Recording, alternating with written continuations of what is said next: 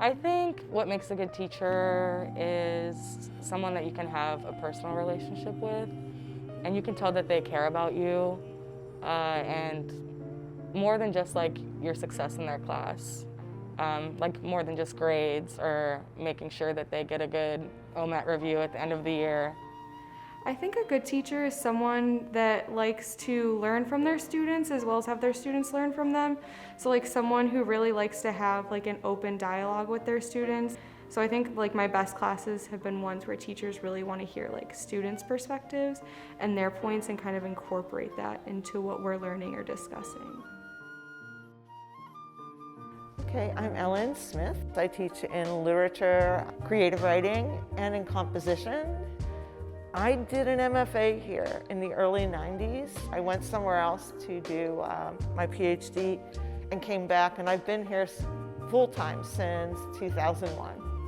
I had a first career as a journalist, public relations writer, and that was going pretty well, but I longed for the academy.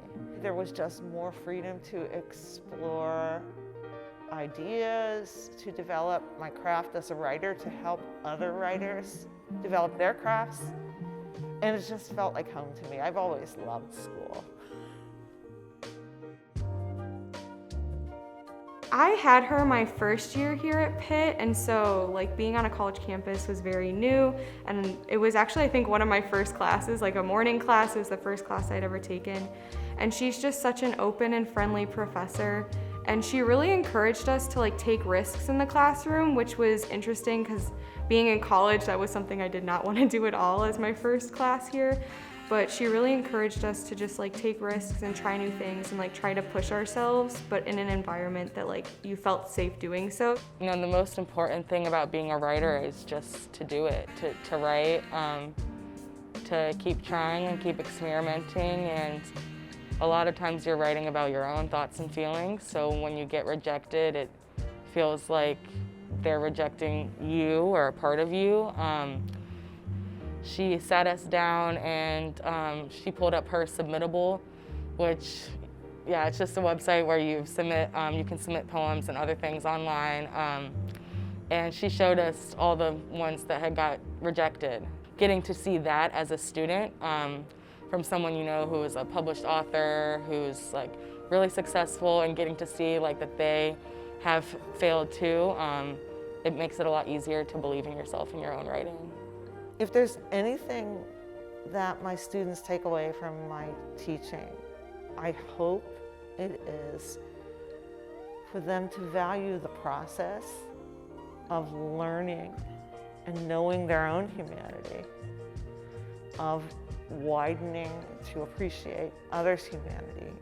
We have the opportunity of talking about what poetry can do in terms of generating empathy.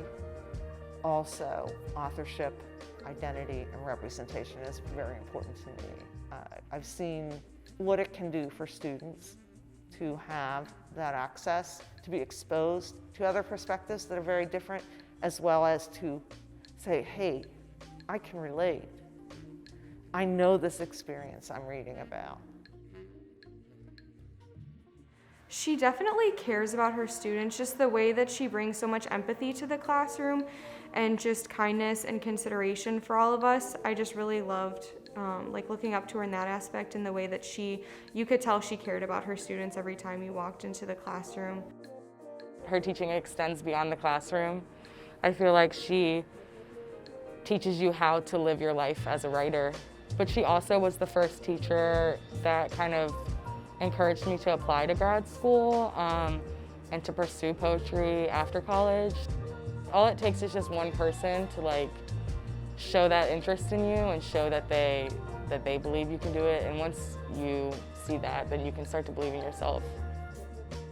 So I think that's really important, and I think that's what makes her a good teacher.